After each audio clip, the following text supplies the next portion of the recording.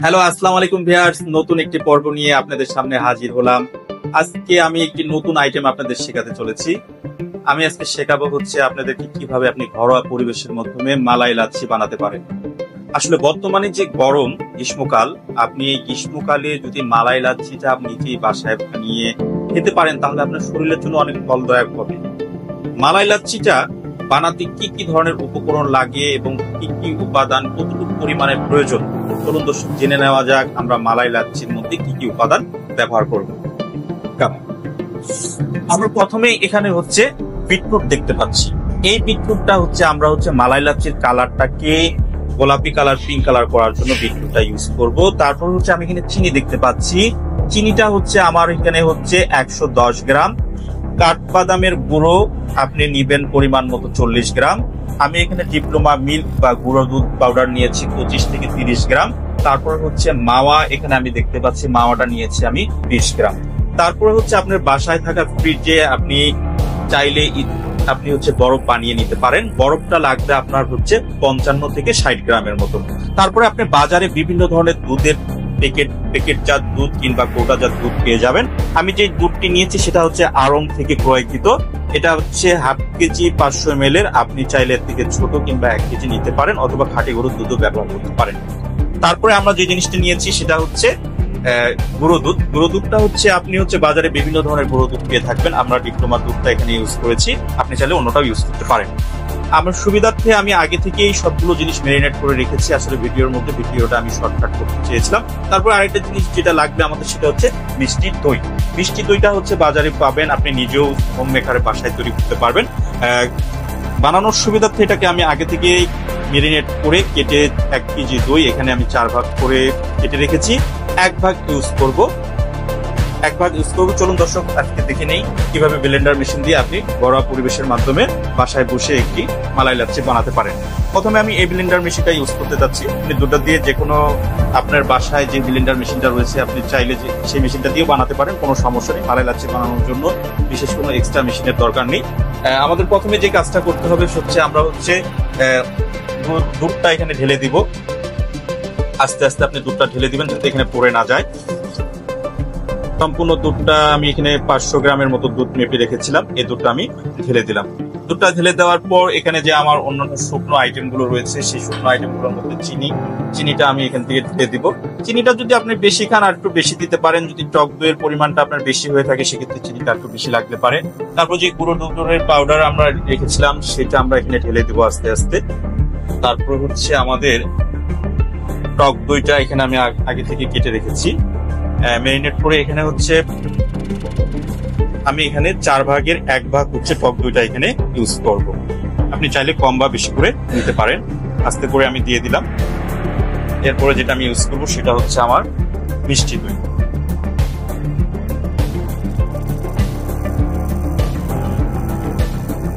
মিষ্টি দইটা 1 কেজি ক্রয়কৃত 1 কেজি মিষ্টি দইটা থেকে আমি এখানে 4 ভাগের 1 ভাগ ইউজ করব। আপনি চাইলে কম বা বেশি করে ইউজ করতে পারেন।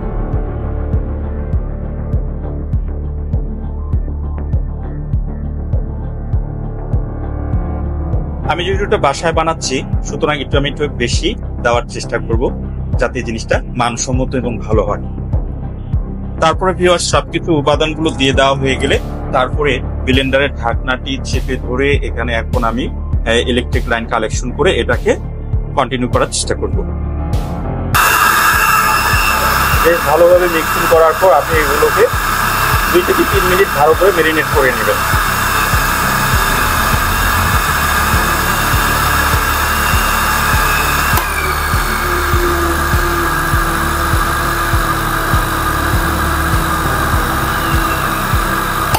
ভিউয়ার্স 2 থেকে 3 মিনিট ম্যারিনেট করার পর ভিতরে মালাই লাচ্ছিটার মধ্যে আপনি চাইলে এটাকে সরাসরি এভাবেও খেতে পারেন।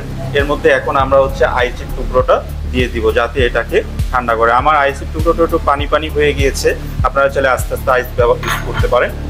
আইসের টুকরোগুলো দিয়ে দেওয়ার পর এখন আপনি যেটা আরেকটু এটাকে ব্লেন্ডার করে নিতে পারেন।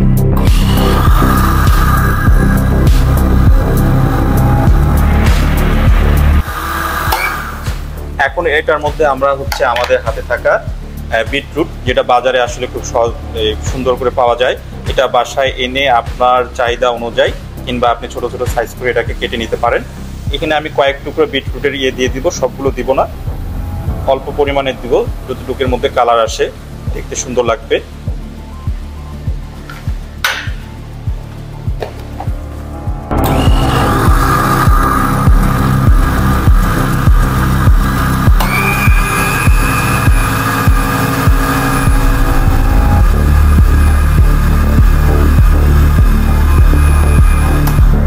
মালাই লাচ্ছির কালারটা কিছুটা এসেছে, তারপর আমি আর কিছু বিটরুট উপাদান ব্যবহার করব যাতে দেখতে কালারটা আরেকটু সুন্দর হয়।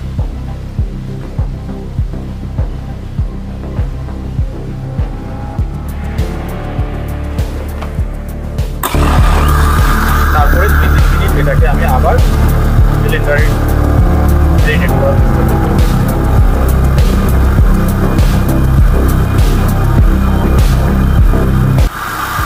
আপনি এখানে যতটুকু পরিমাণ বিটরুট ইউজ করবেন ঠিক লাচ্ছির মালাই লাচ্ছির কালারটা ঠিক তেমনই হবে। আপনি বিটরুট ইউজ ছাড়াও মালাই লাচ্ছিটা আপনি সাথে সাথে খেতে পারবেন।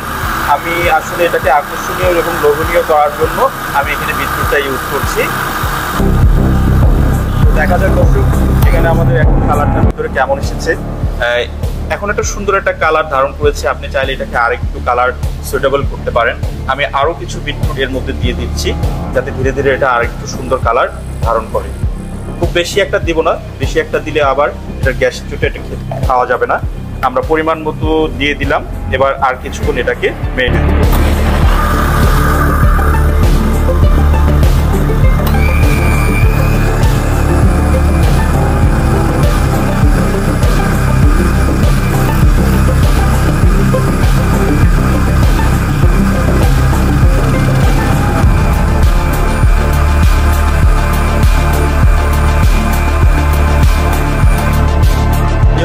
আমাদের এখানে সবকিছু মেরিনেট করা শেষ, খুব সুন্দর লাগছে দেখতে, প্রায় আমাদের কাজ শেষ হয়ে গেছে। এখন আমরা জগ থেকে জুজের জগ থেকে আমরা আমাদের গ্লাসের মধ্যে এটাকে ঢেলে খাওয়ার উপযুক্ত করব। দর্শক দেখতে পাচ্ছেন যে এটার কালারটা আসলে দেখতে কত সুন্দর লাগছে।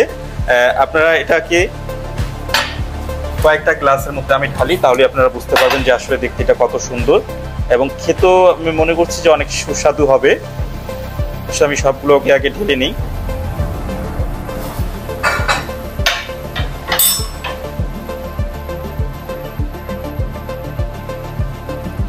তারপরে আপনি যেটা করতে পারেন, এর মধ্যে কিছু পরিমাণে আমরা আগে থেকে কাঠবাদাম রেখেছিলাম, কিছুটা কাঠবাদাম দিয়ে দিব যাতে এটার ঘনত্বটা একটু বেশি হয়ে যায়।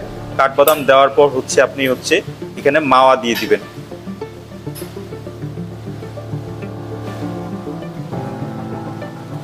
কাঠবাদামটা আপনি আগেও দিতে পারেন কিংবা পরে দিলেও সমস্যা নেই। মাওয়াটাকে উপর দিয়ে দিতে পারেন, কিংবা মাওয়াটা কেউ খেতে পছন্দ করে কিংবা নাও খেতে পারে। দর্শক এবার আমার সবকিছু উপাদান দেওয়া শেষ, এখন আপনি এটাকে চামচ দিয়ে নেড়েও খেতে পারবেন অথবা এভাবে খেতে পারবেন। দর্শক আমরা একটু চামচ দিয়ে ট্রাই করে দেখি যে আসলে আমাদের এটা কেমন হয়েছে।